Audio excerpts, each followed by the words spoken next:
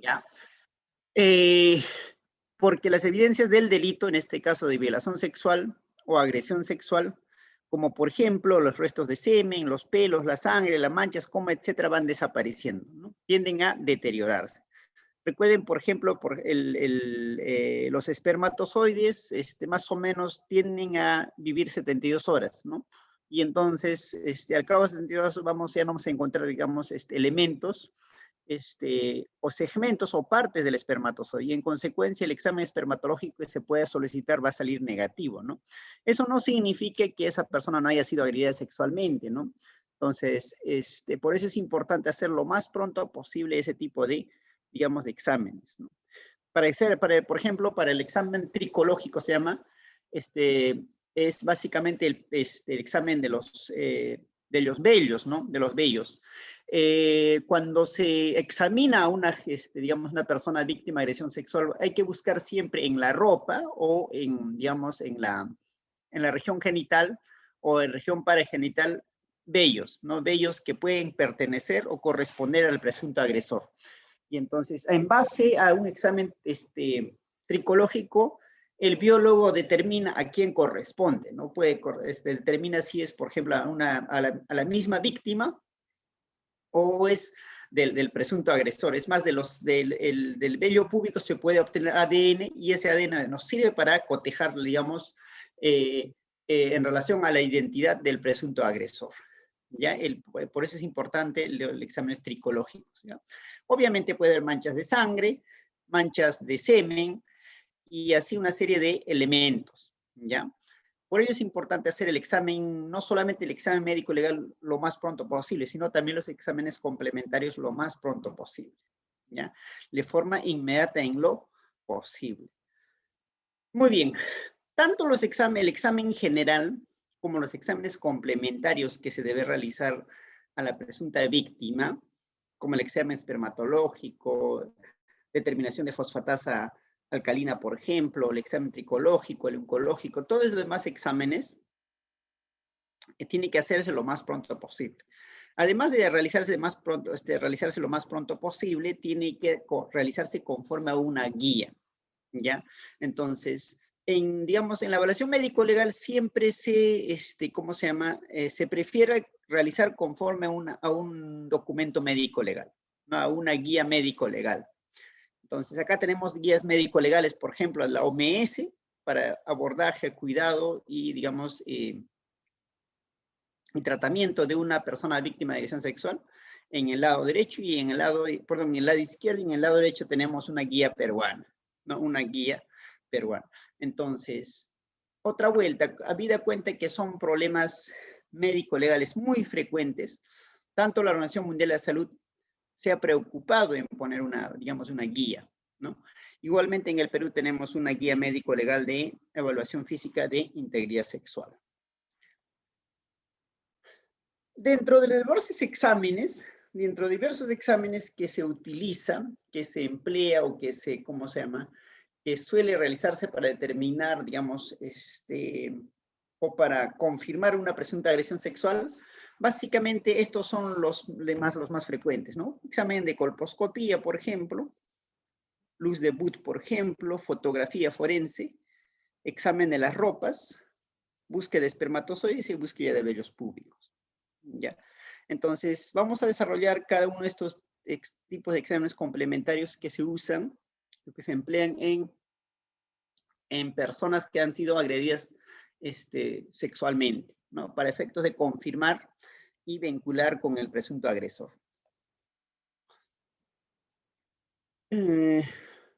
Ciertamente, digamos, la fotografía forense es uno de los elementos esenciales para efectos de perenizar, ¿no? Perenizar significa para quedar, digamos, como evidencia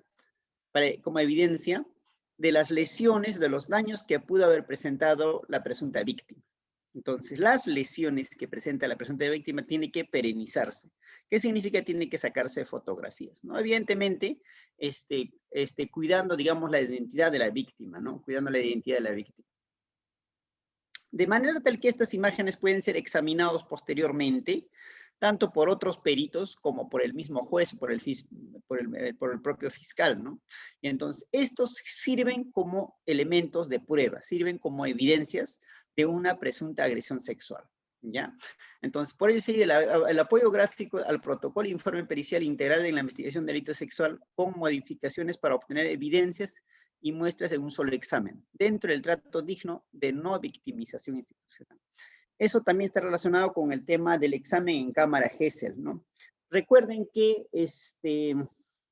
toda víctima de agresión sexual, de preferencia, debe de examinarse en una cámara de entrevista única o cámara Gesell, ¿no? ¿Qué significa ello?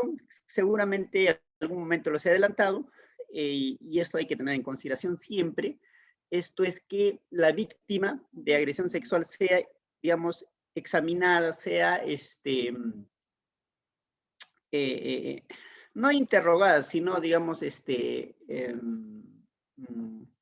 apreciada cómo ha sido, digamos, los hechos, en qué circunstancias o en qué contexto ocurrieron los hechos, una sola vez, ¿no? De manera tal que no es que la víctima tiene que estar contando a cada autoridad judicial o policial o médico a quien acude, digamos, esos eventos negativos, ¿no? Esa situación difícil que ha vivido al momento de la agresión sexual. ¿Por qué? Porque cada vez que recuerda ese momento difícil de agresión sexual, evidentemente le causa más daño psicológico, ¿no? Y eso se llama revictimización, ¿ya? Entonces, para efectos de evitar la revictimización, es decir, cada vez que cuenta, por ejemplo, presenta su demanda, su denuncia, más que demanda, denuncia ante la policía, el policía le va a preguntar, ¿no? Entonces, ¿en qué circunstancias se había ocurrido? Entonces, la señorita o la persona víctima de agresión sexual va a contar las circunstancias en que ocurrió. Eso le va a causar daño psicológico.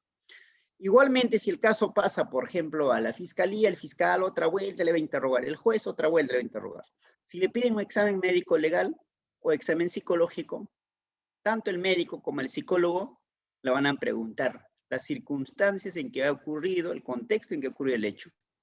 Y evidentemente eso causa revictimización, ya le causa mucho, con cada entrevista le causa un daño psicológico. Y entonces, para efectos de evitar ese tipo de, digamos, de complicaciones, ese tipo de hechos o de revictimizaciones, es que se ha ideado una sala de entrevista única, ¿ya? Las salas de entrevista única o cámaras Gesell son ambientes en las cuales, en un lado, es un ambiente que está separado por una mampara de vidrio, en donde un lado está un psicólogo con la víctima y en el otro lado está, digamos, los diferentes actores que intervienen en la investigación del delito. El juez, el fiscal, más que el juez, el fiscal, ¿no? El fiscal, el médico o el psicólogo, y entonces, o algunos, o los abogados de parte, de manera tal que, ¿cómo se llama? La persona que entrevista pueda, digamos, a la persona que entrevista se le traslada digamos, las interrogantes que pueden tener todas estas personas que van a interactuar con la víctima, ¿no? Entonces, no es que cada persona va preguntando, sino solamente a través, obviamente, de un circuito de comunicación interna, trasladan su pregunta al entrevistador. La entrevistadora usualmente es una psicóloga. Ya es psicóloga, evidentemente, con capacitación en temas de entrevista de personas víctimas de agresión sexual. Y entonces ella pregunta todo lo, digamos, dudas que pueden presentar los que están en el otro lado de la mampara. Obviamente la víctima no puede ver quiénes están en el otro lado de la mampara. Ya no puede ver quiénes están. ¿Por qué? Porque eso es, digamos, es una mampara que no permite, ¿cómo se llama? Ver desde el lado de la víctima. Cosa que sí es posible desde el lado del, ¿cómo se llama? De los actores de la investigación. ¿Ya? Eso se llama evitar la revictimización. ¿Ya? Eso se hace en todos los, digamos, lugares donde se investiga, básicamente en la fiscalía. Ya el Ministerio Público tiene sus cámaras Gesell para abordar a las víctimas de violencia sexual. Muy bien. A ver, ¿qué tenemos? Uno de los exámenes, digamos, que más frecuentemente se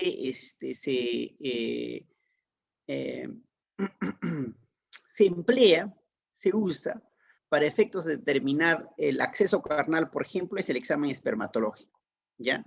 El examen espermatológico se realiza una toma de muestra para efectos de búsqueda de espermatozoides.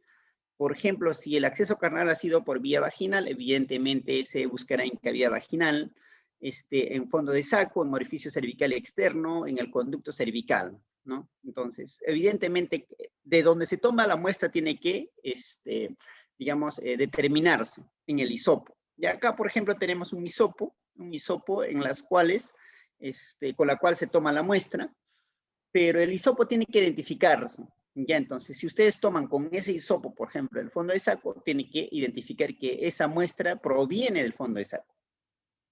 Si ustedes identifican, si el hisopo, por ejemplo, toman muestra, pero de los, digamos, genitales externos del monte de Venus, previa, digamos, humidificación con cloruro, con suero fisiológico, también tiene que determinar de dónde viene esa muestra, ¿ya? De manera tal que eso nos permite determinar si hubo acceso carnal o no. ¿Qué ocurre si encontramos, por ejemplo, espermatozoides en fondo de saco, en cavidad vaginal o en conducto cervical externo? Eso evidenciaría de que en efecto hubo acceso carnal, ¿ya? Entonces, si la prueba es negativa, ciertamente también evidenciaría que no hubo acceso carnal, ¿no? Entonces, no solamente eso, sino además se busca algunos elementos bioquímicos que contiene el semen, ¿ya?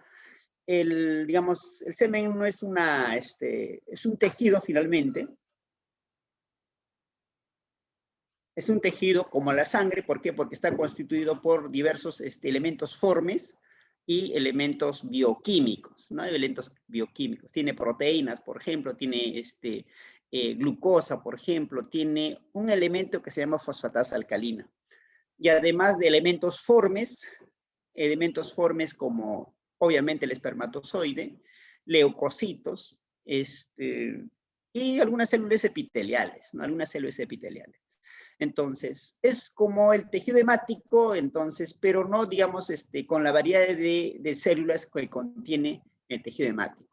Y entonces, cuando se quiere buscar, por ejemplo, ese tipo de elementos, no solamente se busca, digamos, elementos formes que puede ser que es el espermatozoide, sino también se puede buscar elementos, ¿cómo se llama? Bioquímicos que contiene el semen. Y el elemento bioquímico digamos, que presenta en grandes cantidades el semen es la fosfatasa alcalina, ¿ya? Recuerden que el semen es de un pH alcalino, ¿ya? Y básicamente ese pH alcalino está dado por la fosfatasa alcalina, ¿ya? Y ustedes recuerdan también que la cavidad vaginal tiene un pH ácido, ¿no? Entonces, eso es un elemento que hay que tener en consideración.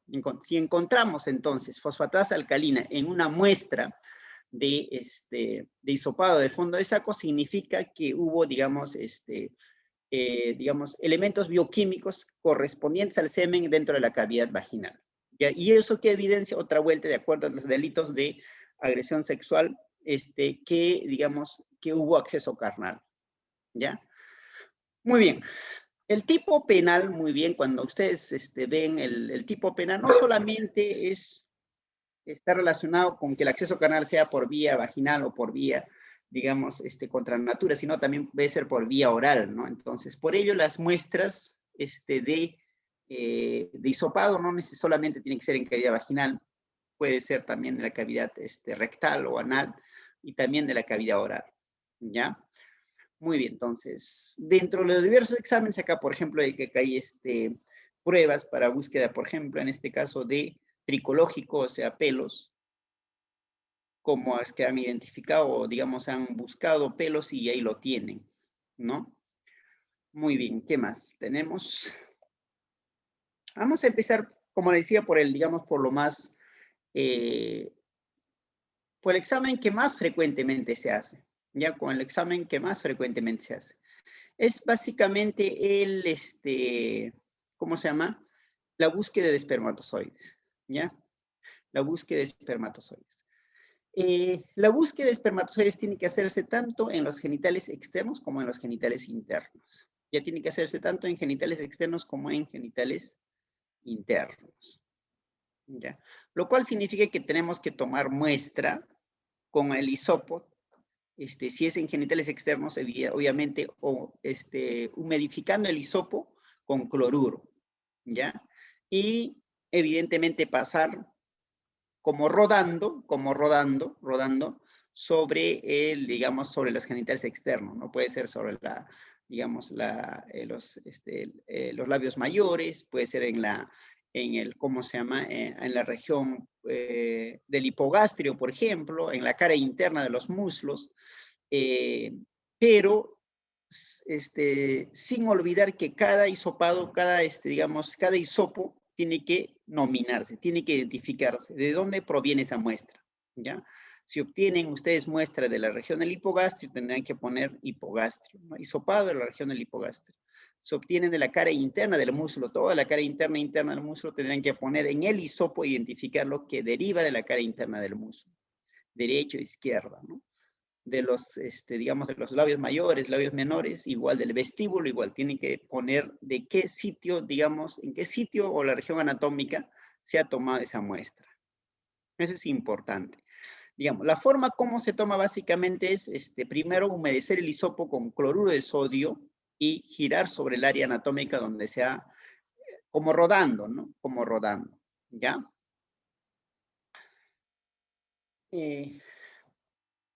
No solamente se toma la muestra, como decía, en los genitales externos, también en los genitales internos, ¿ya? A nivel de los genitales internos, en ese escenario no se requiere humedecer ¿cómo se llama? El hisopo con cloruro, sino directamente. Ese es uno. El otro es que usualmente, digamos, los restos digamos, del semen tienden a depositarse en el fondo de saco. Y entonces, digamos, el examen espermatológico necesariamente tiene que buscarse en el fondo de saco, ¿ya? En el fondo de saco. Entonces, no solamente buscarse ahí, sino además otra vuelta, tomar en precaución y tomar la precisión de que el hisopo que deriva, la toma de muestra de fondo de saco tiene que nominarse, tiene que identificarse, precisando que es de fondo de saco. Muy bien, entonces, eso es dentro de las primeras 24 horas, ¿no? Pero, ¿qué ocurre si ya pasó 24, 48 horas desde, digamos, del momento de la agresión? Se puede buscar en esos escenarios a nivel del conducto cervical, ya a nivel del conducto cervical. Entonces, se puede tomar muestra del conducto cervical. En ese escenario no se toma solamente haciendo la maniobra de la rienda, sino tendría que hacerse con espéculo, ¿no? Con espéculo. Ya con la ayuda de un espéculo, llegar hasta ¿cómo se llama? Hasta el conducto cervical y tomar la muestra. Ciertamente, ahí podemos encontrar inclusive entre las 48 y 72 horas, ¿ya? En las primeras, en las 72 horas ya no vamos a encontrar, digamos, elementos formes o restos de espermatozoides en el fondo de saco. A las 72 horas vamos a encontrar a nivel del conducto cervical, ¿ya? Por ello, a medida que pasó el tiempo, por ejemplo, del momento de agresión, es importante buscar tomar la muestra del conducto cervical, ¿ya? Del conducto cervical. Acá tenemos, por ejemplo, más características cómo tiene que tomarse, fondo de saco, con la ayuda del espéculo del conducto cervical, ¿ya? Una vez que se tiene la muestra, inmediatamente se debe de extender. Se tiene que extender en una lámina, ¿ya? Se tiene que extender en una lámina. Lámina portaobjetos, ¿no? Además de extenderse en la lámina portaobjetos, el hisopo no se descarta, el hisopo se guarda junto con la lámina, ya junto con la lámina, y se guarda con nombre de la presunta, poniendo en un sobre de papel, ese es lo otro, no se emplea sobre de plástico, necesariamente tiene que ser un sobre de papel, ¿ya? Y obviamente, rotulando el sobre de papel con los iniciales o nombre o, digamos, la forma que determinen para identificar, digamos, a la presunta víctima, ¿ya? Lo ideal es iniciales, obviamente, iniciales y edad, ¿ya? Y lo ideal es que lo cierren, ¿no?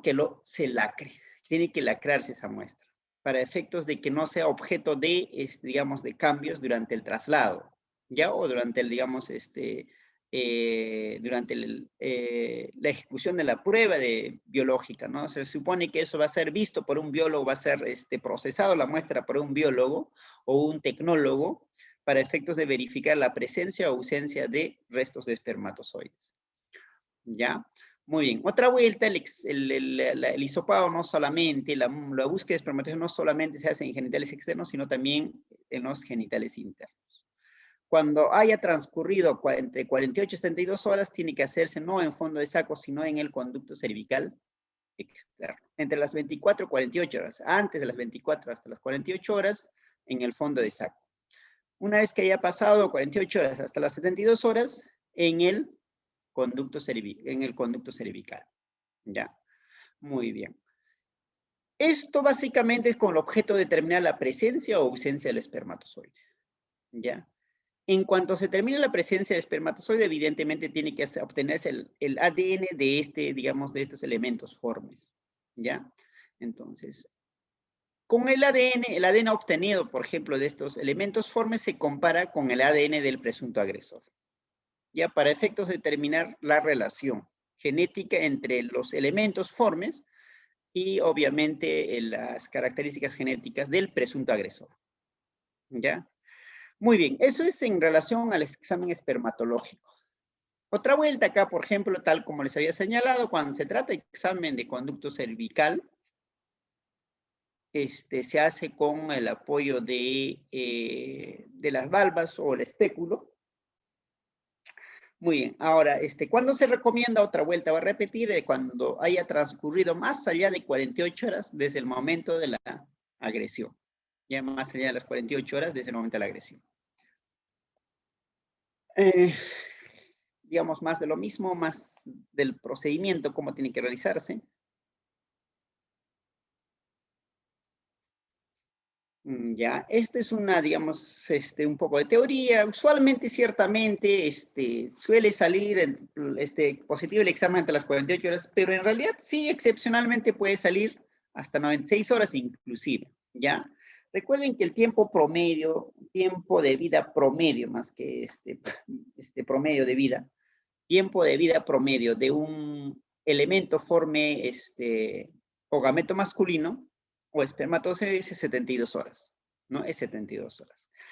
Y el óvulo más o menos 24 horas, ¿no? Por eso es que, por ejemplo, el óvulo solamente puede ser fertilizado dentro de las 24 horas después de la ovulación, porque después de ella el óvulo tiende a lisarse, no tiende a lisarse. El óvulo usualmente vive 24 horas una vez eclosionado del folículo. ¿Ya? Entonces, eso es un tema. Ahora, el espermatozoide sí ciertamente tiene un tiempo de vida mucho más largo, ¿no? 72 horas aproximadamente, ¿ya? 72 horas aproximadamente en cavidad vaginal. ¿Por qué? Porque recuerden que el espermatozoide, digamos, se comporta como un elemento, como un antígeno. Va a comportarse como un antígeno. Y va a generar, ¿cómo se llama? Reacciones antigénicas, ¿no? La mujer va a producir anticuerpos contra los espermatozoides. De manera tal que vamos a identificar, eso también les he dicho, creo que vamos a encontrar diferentes tipos de anticuerpos contra diversos tipos de espermatozoides. Una mujer que tuvo, por decir, dos parejas sexuales. Si tuvo dos parejas sexuales, vamos a tener dos tipos de anticuerpos antiespermatocíticos. ¿Ya? Entonces, evidentemente cada uno específico para el espermatozoide determinado, para un espermatozoide determinado. ¿Ya? Muy bien.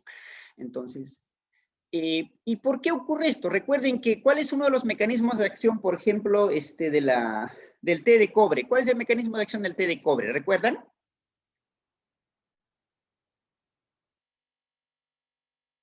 ¿Alguien recuerda cuál es el mecanismo de acción? ¿Cómo es que el té de cobre sirve como método anticonceptivo? ¿Qué hace el té de cobre? ¿Llevaron métodos anticonceptivos? Planificación familiar. Libera iones cobre e inmoviliza a los espermatozoides porque es tóxico. Ya, eso es uno de los mecanismos. Muy bien, ¿qué más? ¿Espesa el moco cervical? Bueno, no, más es eso de los estrógenos, ¿no? Más de los hormonales, ¿no? Mira, el té de cobre es uno de los pocos, digamos, anticonceptivos que tiene efecto, espermicida, ¿no? Tiende a causar, digamos, muerte de los espermatozoides. ¿Pero por qué? ¿Cuál es el mecanismo por el cual produce ese tipo de, digamos, de efecto?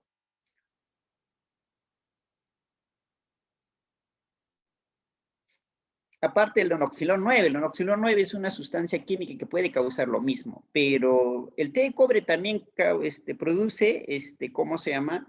Eh, ¿Cómo se llama? Muerte de espermatozoides. Pero ¿cuál es el mecanismo?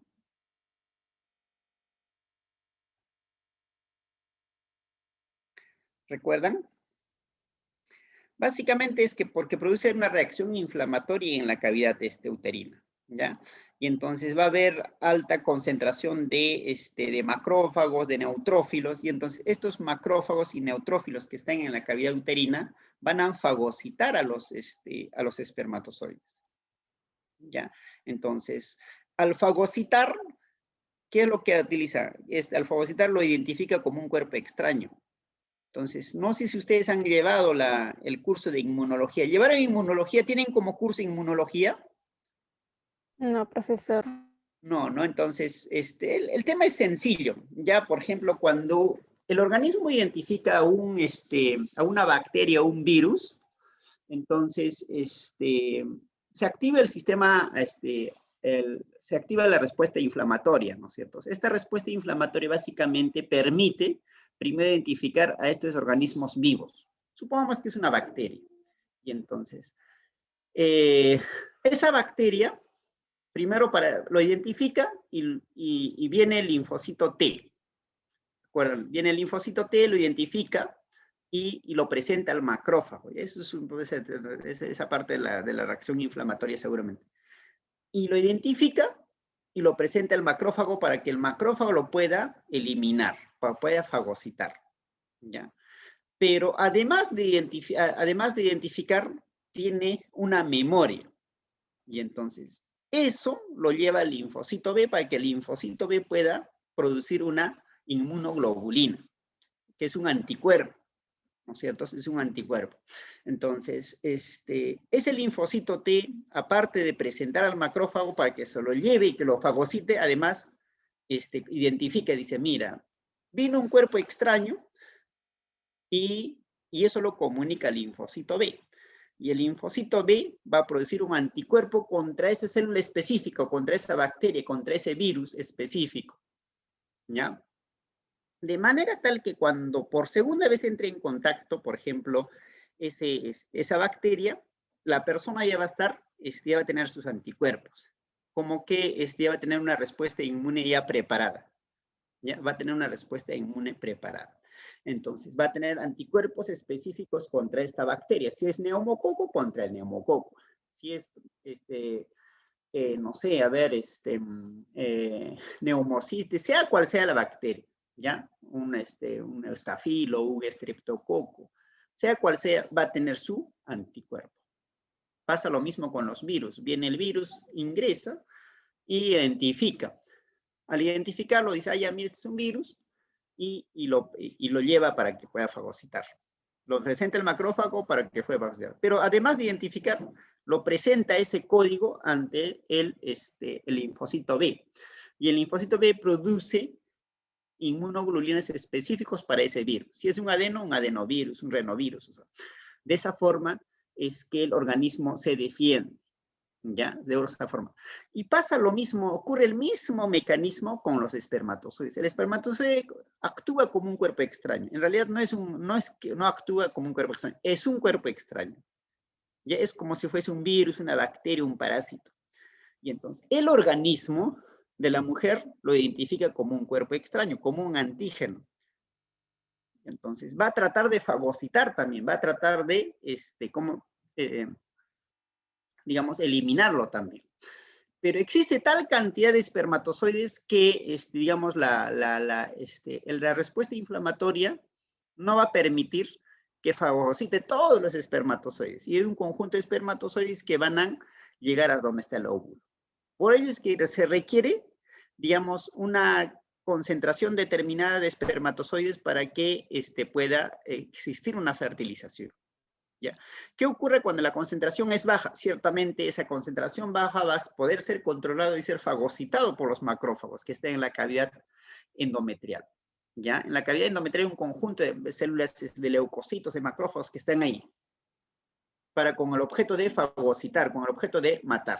¿Por qué? Porque cualquier bacteria, virus que pueda ascender por la conducto vaginal y llegar hasta la cavidad endometrial va a ser inmediatamente, si atravesase, por ejemplo, el moco cervical, inmediatamente va a ser fagocitado por las bacterias, por los macrófagos que están en la cavidad endometrial. ¿Ya? Entonces pasa lo mismo con el espermatozoide. El espermatozoide que llega a la cavidad endometrial es identificado como un antígeno, como un cuerpo extraño. Viene el macrófago, lo fagocita. ¿Ya? Y el linfocito B dice, ya mira, vino este macrófago, bueno, este espermatozoide que con estas características genéticas y produce un anticuerpo contra este espermatozoide. ¿Ya? Entonces, cuando por segunda vez tiene contacto sexual esa mujer con esa misma persona, esa mujer ya va a tener anticuerpos contra este espermatozoide. ¿Ya? Contra ese espermatozoide. Obviamente la respuesta inflamatoria no es grande como para causarle, digamos, un proceso de espermatólisis, digamos, masiva, ¿no? Cosa que sí ocurre cuando hay té de cobre. Cuando el té de cobre está en la cavidad endometrial, va a haber una reacción inflamatoria permanente. Hay cantidad de macrófagos, de leucocitos que están en la cavidad endometrial. Y entonces, una vez que lleguen los espermatozoides a la cavidad endometrial, todos estos macrófagos que están ahí van a fagocitar. ¿Ya? Van a fagocitar a los espermatozoides. Entonces, eso es uno de los mecanismos de acción como método anticonceptivo del té de cobre. ¿Ya? Muy bien, eso es importante. Entonces, si yo no encuentro espermatozoides en el examen espermatológico, obviamente puede buscar anticuerpos. Si ya pasó más de 72 horas, digo, ¿y ahora ya no se puede hacer nada? No, sí se puede hacerlo. Entonces, se puede buscar anticuerpos contra el espermatozoide del presunto agresor. Si el presunto agresor es Pepito, entonces tomo una muestra de la sangre de la presunta, más que presunta, de la persona agredida y busco anticuerpos contra el presunto agresor, el espermatozoide del presunto agresor, contra el espermatozoide de Pepito, si considerando que Pepito es el agresor. ¿Ya? De esa forma se determina, digamos, más allá de los 72, este tipo de, digamos, situaciones. ¿Ya? Muy bien, por eso es que, por ejemplo, por eso además, por el mismo mecanismo es que una persona que tiene varias parejas sexuales, por ejemplo, es sensibilizada y tiende a desarrollar, por ejemplo, preeclampsia. ¿Ya? Es el mismo mecanismo. ¿Ya? ¿Por qué? Porque tiene diferentes tipos de anticuerpos contra diferentes tipos de espermatozoides. ¿Ya? Entonces, esa persona que tiene diferentes tipos de anticuerpos con diferentes tipos de espermatozoides tiene más posibilidades de desarrollar preeclampsia o eclampsia. ¿Ya? ¿Por qué? Porque está sensibilizada. Eso no solamente ocurre, como muy bien me lo han dicho la semana pasada ustedes, creo, de que el espermatozoide actúa como un cuerpo extraño. El feto también actúa como un cuerpo extraño, ¿no? Recuerden que digamos, el embrión, el feto, actúa como un cuerpo extraño. Actúa como un cuerpo extraño. Pero digamos, la respuesta inmune de la mujer durante la gestación está disminuida. Está disminuida. O sea, no, la reacción, la respuesta inmune no es como cuando una persona no está gestando, ¿no es cierto? Hay un conjunto de hormonas que, digamos, que hacen una disminución de la respuesta inmune. Y me lo han dicho, creo, no sé si ustedes son otro grupo, el principal actor es la progesterona, ¿no? La progesterona lo que hace es disminuir la respuesta inflamatoria, la respuesta inmune. ¿Ya? La respuesta inmune de toda mujer está disminuida. Por ello es que inclusive, por ejemplo, las mujeres gestantes tenían alto riesgo de desarrollar un COVID severo, por ejemplo, ¿ya?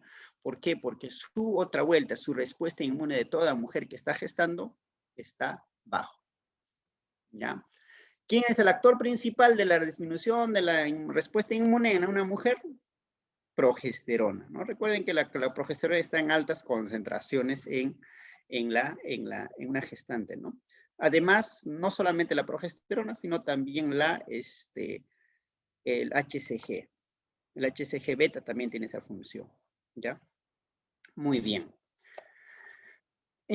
Acá, por ejemplo, tenemos en un examen microscópico un espermatozoide, ¿no? Un espermatozoide. Con su cola, el cuerpo y la crosoma o la cabeza.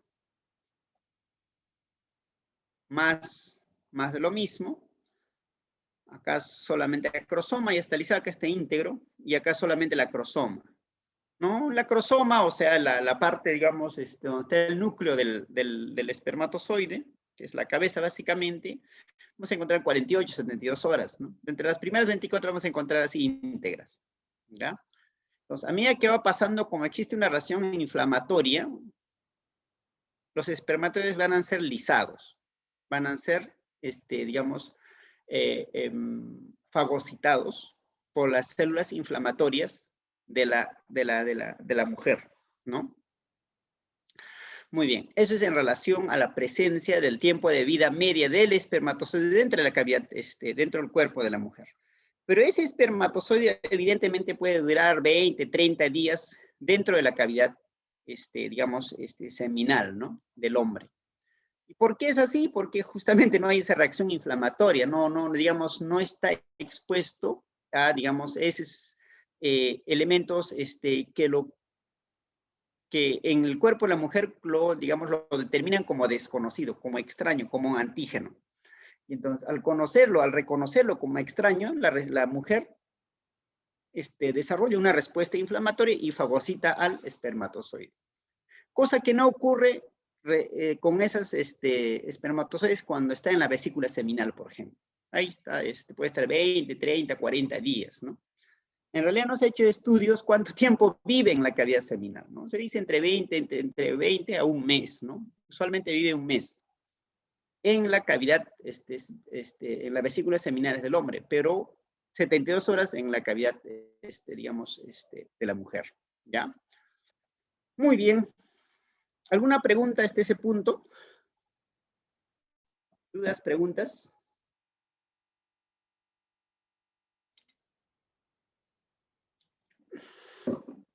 Aparentemente todo claro. Vamos a continuar entonces, ¿ya?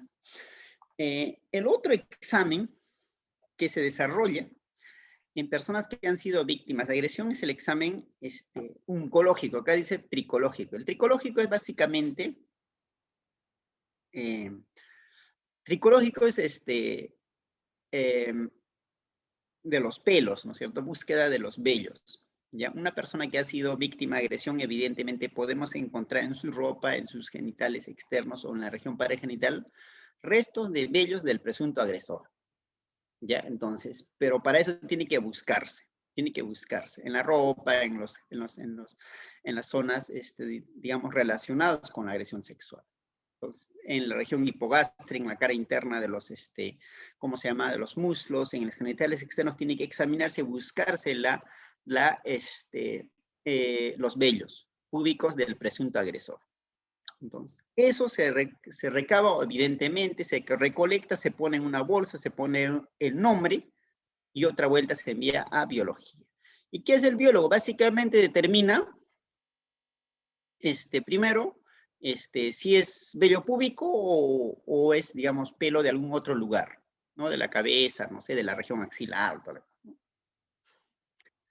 Y además, de ella puede obtener ADN, ¿no? De ella puede obtener ADN, ¿ya? Puede obtener ADN mitocondrial o ADN nuclear. Recuerden que hay dos tipos de ADN, ¿no? Si es, digamos, si se la muestra obtuvo, si la muestra se obtuvo desde la raíz, o sea, tiene la raíz, el bulbo del pelo, ahí vamos a encontrar células epiteliales. Y en consecuencia podemos aislar ADN nuclear. Pero ¿qué ocurre si no se tiene el pelo desde la raíz? Solamente un pequeño corte, ¿no? A nivel del, digamos, un fragmento distal del pelo se rompió. Entonces, ahí sí se puede obtener ADN, ¿ya? Pero ya no el ADN nuclear, sino el ADN mitocondrial. Eso es importante. Ya cuando, por ejemplo, ustedes quieran hacerse o en algún momento quieran realizar alguna prueba de ADN, por ejemplo, se puede utilizar el pelo. Pelo, lo ideal evidentemente es que se obtenga desde la raíz. Pero ¿qué ocurre si no tengo un pelo que se obtuvo desde la raíz, sino solamente, digamos, lo que se ha cortado? Entonces, en ese escenario se puede obtener ADN mitocondrial más no ADN nuclear. ¿Ya? A eso se llama tricológico.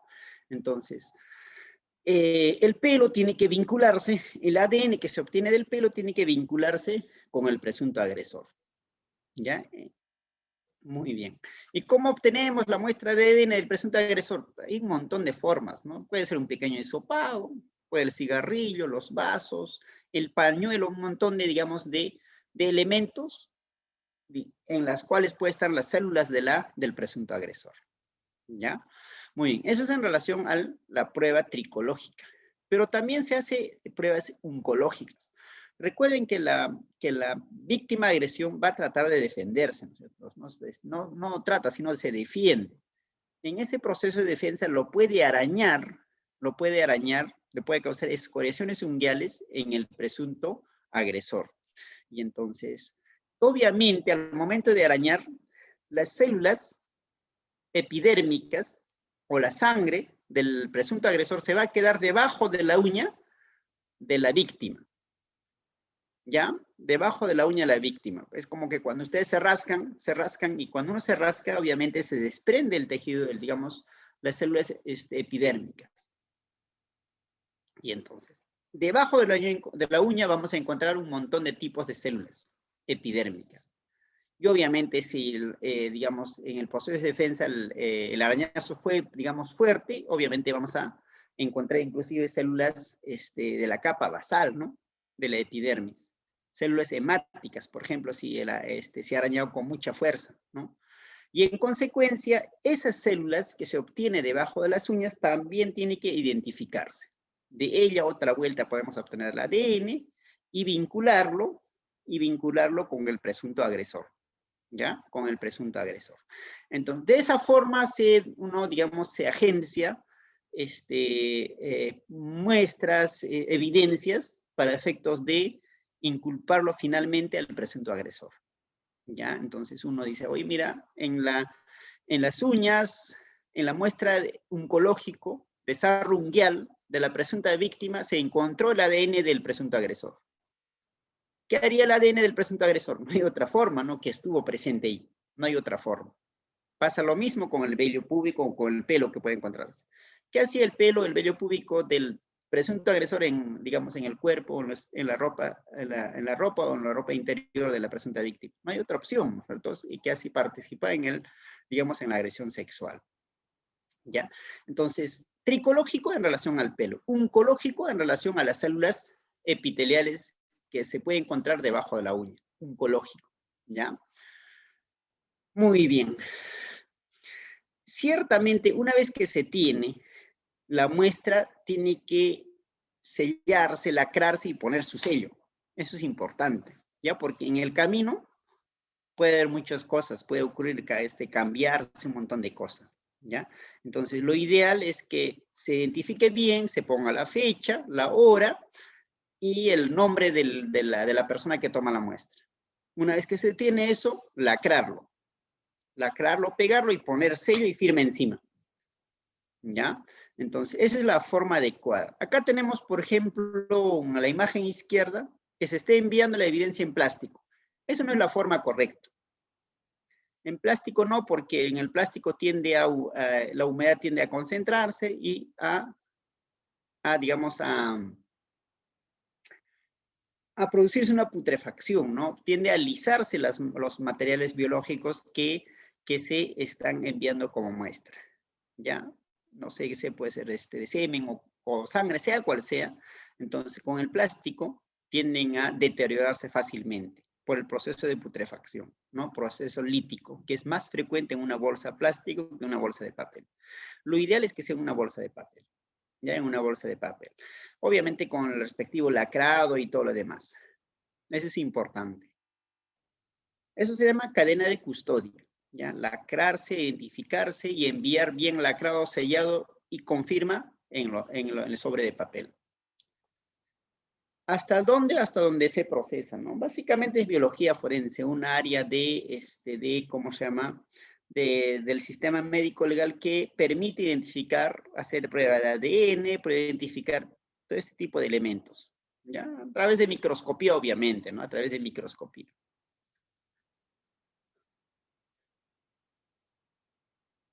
Esto es lo que decía hace rato, por ejemplo, lo que están haciendo acá, por ejemplo, es identificar, rotular ¿cómo se llama? El hisopo, ¿no? Por ejemplo, acá, ¿a quién corresponde y de qué lugar se obtuvo la muestra, ¿no? Cara interna del muslo, tercio superior de la cara interna del muslo izquierdo, ¿no? Región hipogástrica, genitales externos, conducto cervical externo, fondo de saco. Entonces, tiene que precisarse de qué lugar se obtuvo, ¿ya? De qué lugar se obtuvo la muestra. Y, evidentemente, sellarlo y fijarlo en el hisopo tal como está haciendo en este lugar, en esta imagen de la parte superior derecha. Ya, eso es importante. Muy bien. Había señalado que la muestra en realidad se puede obtener con el hisopo de cualquier parte del cuerpo, ¿no? Puedes obtenerlo de regiones genitales, paragenitales o extragenitales. Ya, con un hisopo, el hisopo humedecido cuando se trata de regiones genitales o paragenitales, perdón, extragenitales y paragenitales, con cloruro de sodio. Muy bien, ¿qué más? Básicamente eso es lo más resaltante en relación a los exámenes complementarios, ¿ya? ¿Tienen alguna duda, pregunta respecto de los hechos que hemos estado exponiendo en este caso? Sí, profesor, ¿y la muestra en la bolsa de plástico cuánto tiempo puede durar? Ya, mira, en plástico nunca se recomienda. Ya Digo, bolsa de papel. Ah, ya. Ah, me confundí. Mira, esa es muy, muy buena pregunta. Puede durar por años, 10 años, si es que ¿cómo se llama? Se mantiene en lugar refrigerado, ¿ya? Hasta 10 años. Hay un casito, no sé si ustedes recuerdan, no sé si se ve en el caso, si alguna vez han escuchado el caso de Miriam Pfeffer. Ya. En el caso de Miriam Pfeffer, por ejemplo, cuando Miriam Pfeffer era una empresaria muy conocida en la cual digamos, se creía que su hija lo ha mandado a matar, ¿no? Por un tema de, digamos, de herencia, ¿no? En relación con su hermano. ¿Recuerdan de Ariel Bracamonte? ¿Han escuchado? Ya, Que le entonces... enterró en su casa con cemento, eso creo. No, a ella lo mataron en su casa, era un, ¿cómo se llama? Digamos, un sicario colombiano, y a este sicario colombiano lo capturaron, no en el Perú, sino en Paraguay, y estaba en un penal de Paraguay, y entonces en este penal de Paraguay digamos, a veces los delincuentes son así, andaba pavoneando diciendo que había matado a un empresario muy conocido en el Perú hace 10 años, o más, incluso 12 años ya había pasado, creo. Y entonces, y ante ese dato, dicen, oye, pero dice que ha matado a una empresaria muy conocida en el Perú más o menos hace 12 años, ¿no? Pero él estaba en un penal ¿cómo se llama?, de Paraguay por otro delito. Y entonces dice, oye, mira, ese señor ya lo tenemos su ADN. Vamos a comparar con el ADN que hemos encontrado en la uña de Miriam Pfeffer hace 12 años. Y felizmente lo tenían, digamos, en custodia, digamos, ¿cómo se llama? Las muestras de sarrungial en el Perú, ¿no? Hicieron ADN y ciertamente en el sarrungial de esa señora que había asesinado hace 12 años, encontraron el ADN de ese delincuente que estaba purgando penal en Paraguay por otro delito. Y entonces, y como ven, puede mantenerse por mucho tiempo, ¿ya? Y una vez que está extendido y coloreado, también permite mantener. Recuerden que las láminas coloreadas, puedes verlo por mucho tiempo, ahí está el ADN, ¿no? Ahí está el ADN, ahí está la célula. coloreado. Y ello permite, digamos, mantener a la célula y preservar el ADN. ¿Ya? Muy bien, entonces, si está muy bien custodiado bajo refrigeración o no estar expuesta a humedad o sol, evidentemente puede estar mucho tiempo. Mucho tiempo ahí el Profesor, ADN. ¿Ya? pero si el caso sigue activo, pero si se archiva el caso y desechan todas las muestras, o eso no se hace. Ya, no se hace. Todas las muestras sin excepción quedan en archivo. Quedan en archivo. Así como cuando ustedes han ido seguramente a ver Como las historias clínicas de las postas. exactamente, exactamente. Igual que las historias clínicas, en la morgue central de Lima hay un megaarchivo de muestras biológicas, de muestras de toxicología, por ejemplo, de fotografía, por ejemplo, de no solamente eso, sino también de muestras patológicas, ¿ya? Entonces, cuando a una persona hacen necropsia, toman algunas partes de su cuerpo. Y entonces, eso lo fijan en parafina. Seguramente ustedes alguna vez cuando hicieron su curso de histología han visto que eso se fija en parafina, y el patólogo da lectura a eso. Entonces, esos, digamos, muestras parafinadas, que se llaman tacos, ahí se tiene guardado, ¿ya? Para una situación si en el futuro se abre el caso, se requiere revisar de nuevo las láminas, puede venir otro patólogo, cualquier otro, digamos, biólogo, y examinar las láminas, y hacer una nueva extensión, o de nuevo, digamos, obtener un ADN para efectos de, ¿cómo se llama?, de compararlo. Muy bien. Pero también ya se puede, digamos, tener ya la lectura del ADN, ¿no? Entonces decir, mira, este ADN tiene esta secuencia. Y ya tener un archivo de secuencias de ADN que se tiene. Eso tiene en el mundo se tiene eso. Ya en el Perú, por ejemplo, no se tiene una base de datos de ADN de los delincuentes, por ejemplo. En Estados Unidos, en países avanzados, se tiene una base de datos de ADNs. Y entonces, el sistema, en un sistema informático, evidentemente, y entonces dice, ah, ya, mire, este ADN hemos encontrado en esta escena del crimen. Y en el futuro, si se encuentra el mismo ADN en otra escena de crimen, se vincula diciendo, mira, este ADN fue encontrado ya en un crimen de 2009. Ahora, en 2019 encontramos el mismo ADN en esta escena de crimen, y así de esa forma se puede imputar diversos delitos a una misma persona, ¿ya? Entonces, sí, por ejemplo, en caso de asesinatos seriales, ¿no? Si si la muestra oncológica digamos, de la primera víctima se encuentra ADN de Pepito, otra vuelta, pues es como por ejemplo en la primera víctima. Después otro homicidio, y en el ADN, en la zarrunguiana encuentran el ADN del Pepito también, otra vuelta. Entonces, y así, de manera tal que con la presencia de ADNs en los diferentes, digamos, sarros unguiales, o hechos, por ejemplo, a veces cuando hay lucha y defensa, el agresor también puede perder sangre, puede haber tenido heridas, entonces vamos a encontrar manchas de sangre por diversos sitios. Entonces, esas manchas de sangre no necesariamente puede ser de la víctima, puede ser también del agresor. Y entonces, esas manchas de sangre se recogen y otra vuelta se codifican. ¿A qué ADN corresponde? ¿Ya?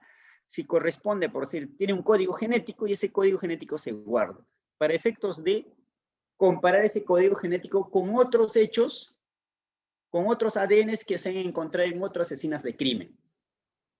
De manera tal que se vincula, por ejemplo, ese código genético con ese tipo de, digamos, de crímenes, ¿no? Cuando finalmente se identifica a quién corresponde este ADN, este código genético, vamos a poder, digamos, atribuir todos esos delitos a esta persona, ¿ya? Entonces, eso se tiene en el mundo. En el Perú no tenemos un banco banco de ADN, por ejemplo, de códigos genéticos, ¿ya? Entonces, lo ideal sería, por ejemplo, que todos nosotros, así como en la RENIEC, ¿no? En la RENIEC todos nosotros tenemos nuestra huella digital, obviamente todos los mayores de edad, ¿no? Ahí no tenemos nuestra huella digital. Entonces, si se encuentra alguna huella digital en alguna escena del crimen o algún robo, entonces, lo que se hace es recoger esa huella, ingresar a un sistema informático que se llama AFIS, Y entonces, ese sistema compara con los millones de huellas que están en la RENIEC. Y dice, ah, ya, mire, este ADN, esta huella corresponde a esta persona. De esa forma se determina a los presuntos, digamos, autores de un delito. Muy bien. Esa cosa no es posible cuando, digamos, cuando el delito es desarrollado por personas extranjeras, por ejemplo, porque no tenemos su huella digital. Entonces, pero para dar seguridad han estado, por ejemplo, cuando tuvimos bastante migración venezolana, en obtener huellas digitales de estas personas, para efectos de vincularlo en caso ocurra algún delito con esas huellas digitales. Ciertamente el delincuente no ingresa de forma regular, el que ingresa de forma regular y que pone su huella es el venezolano honesto que viene a trabajar. El delincuente no deja su huella en la garita de control, ¿no? Porque si deja, en algún momento encuentran en alguna escena del crimen, lo van a identificar. Y van a decir, mire, esta huella corresponde a Pepito. Entonces, el delincuente siempre ingresa de forma irregular, no ingresa de forma legal a un país. Muy bien, entonces, esto es en relación a las huellas. Se hace lo mismo en Estados Unidos, pero con, digamos, con mapas genéticos, ya con mapas genéticos. Sería fácil identificar, por ejemplo, ese tipo de hechos si si el Estado tuviera el mapa genético de cada una de las personas, ¿no? Y entonces, cosa que ciertamente es un trabajo bastante difícil, ¿no? ¿Por qué? Porque obtener mapas, o sea, primero, obtener muestras, dos, leerlos, ¿no?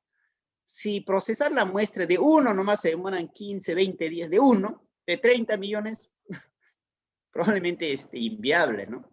Entonces, ese es uno. Y entonces, en Estados Unidos ciertamente tienen tecnología como para hacerlo. Entonces, tiene mapa genético de un montón de personas. De manera que cuando encuentran digamos, una muestra de sangre, una escena del crimen, determinan el código genético de esa sangre y lo comparan. ¿A quién corresponde esa sangre? Ah, ya, mire, corresponde al presunto víctima. Ah, ya, es a la propia víctima.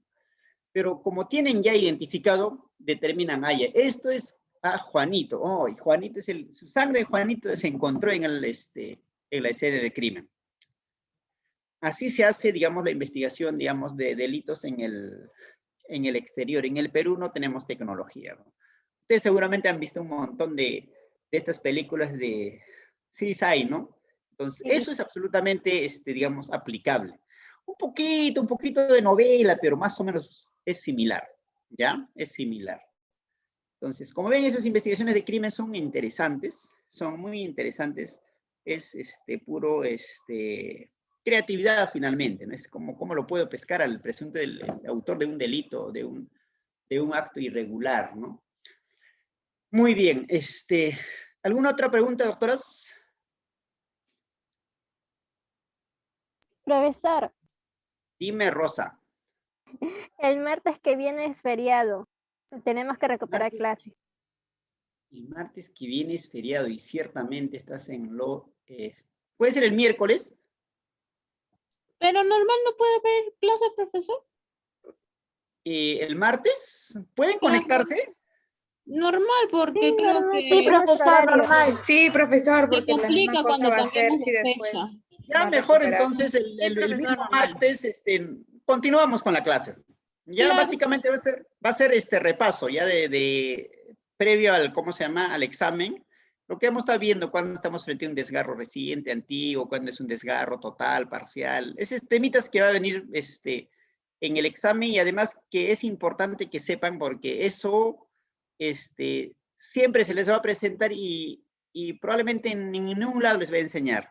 Ya, lamentablemente, porque eso es más, digamos, más de forense que de alguna otra, digamos, otro curso de ciencias médicas. ¿Ya? Entonces, el martes, a la misma hora, en el mismo canal. El mismo dial. ¿Ya? Muy bien, señoritas, entonces vemos ahí. Pero antes de irnos, vamos a llamar lista. Un minuto, por favor.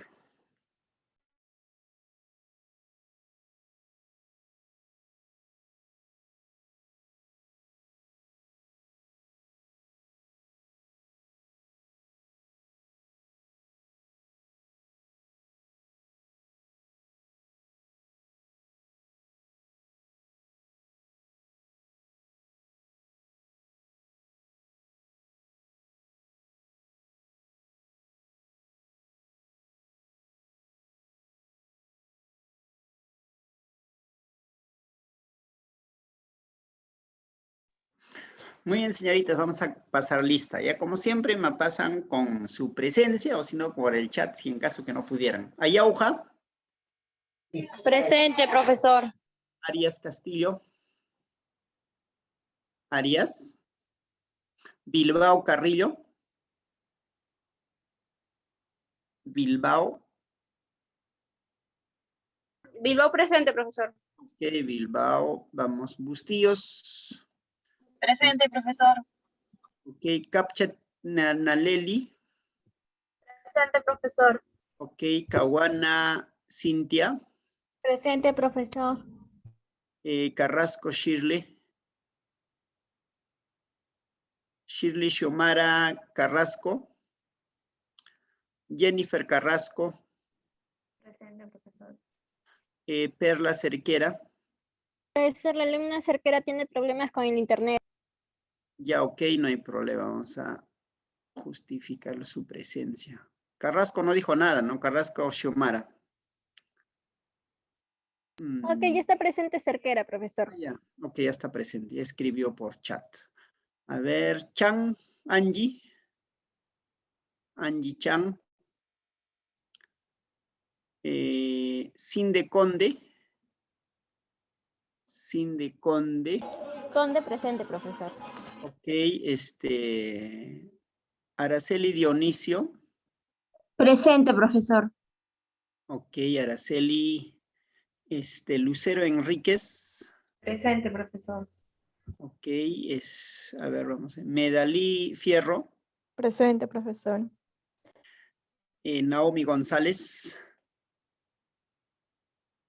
Naomi González, Por el chat te está diciendo presente, profesor.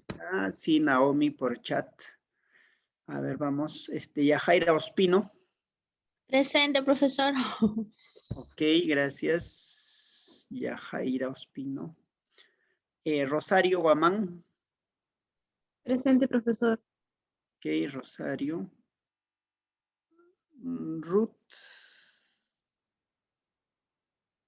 Ruth es Arias Castillo, ¿no?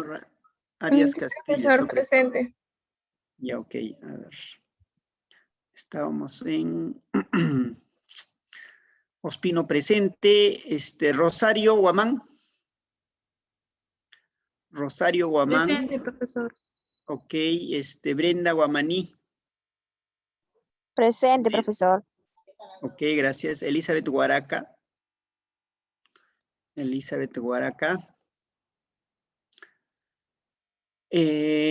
Sofía Huerta, Carol Sofía Huerta. Presente ya. Elida Jaramillo. Presente, profesor Jaramillo. Ok, Luz Méndez. Presente, profesor Méndez. Ok, Méndez. Evelyn Meneses. Presente, profesor Meneses. Ok, Meneses. Brigitte Morales. Presente, profesor Morales. Ok, Fiorella Ordóñez. Presente, Ok, Catherine Ormeño. Presente, profesor. Presente, profesor Ormeño. Ok, Osorio parece que se ha retirado. Pérez Conopuma. Presente, Bruno. profesor. Presente. Ok, Rosa González, bueno, ya está presente. Presente. Ok, Rosa. Betsabe Poma. Presente, profesor. Muy bien, Betsabe. Mirela Porras. Presente, profesor. Ok, Porras. Eric Prado. Profesor presente, buenas tardes. Ok, Buenas noches. Eric, buenas noches, Eric. Patricia Lucero Pupuche. Presente, profesor. Patricia, muy bien, Patricia. Karen Purca. Ya. Karen Purca presente. A ver. ¿Qué más tenemos? Elizabeth Ramírez. Presente, profesor. Ya. Cristina Ramírez. Presente, profesor. Muy bien, Cristina. Evelyn Ramos. Presente, profesor. Gracias, Evelyn. Después tenemos... ya, Jennifer Rojas. Jennifer Anabel Rojas Gutiérrez. Ya. Angie Rosales. Presente, profesor. Ok. Raquel Salazar. Presente, profesor. Diana Salcedo. Diana Salcedo. Profesor, disculpe, me indica mi compañera que su internet está fallando. Pero Ya, está Diana presente. Sí, Salcedo. Ya, ok, no hay problema. Profesor, Gracias. Sí, profesor, buenas noches. Rojas presente, mi internet estaba fallando. Rojas Anabel, ¿no? Sí, Ya, ok, ya está ya. ya, gracias. Laureano Entonces, presente también. Gabriel. Ya. Doctor, Están presente. Shirley Carrasco. Sí, presente, profesor. Sino que Ya. mi internet estaba fallando. Gracias. Ya. Y Chan, no está Chan, ¿no? Angie. Sí, profesor, aquí estoy. Ah, ya. Ya, a ver, vamos a... Guaraca Elizabeth. No está. Muy bien, básicamente ya vamos a terminar entonces. Sánchez Casaguamán, sí está, ¿no, Sánchez? Profesor. Sí, Ya, profesor. Sarabia. presente, profesor. Tamara Pascual. Tamara Flor de María Reina, Tamara Pascual. Ahí está, Flor de María está presente. Y Torres Carmona. Torres Carmona. Presente, profesor. Buenas noches. Buenas noches. Vázquez Valenzuela ya no está con nosotros, creo. Muy bien, señoritas. Hace un gusto conversar hoy día con ustedes hasta el próximo martes.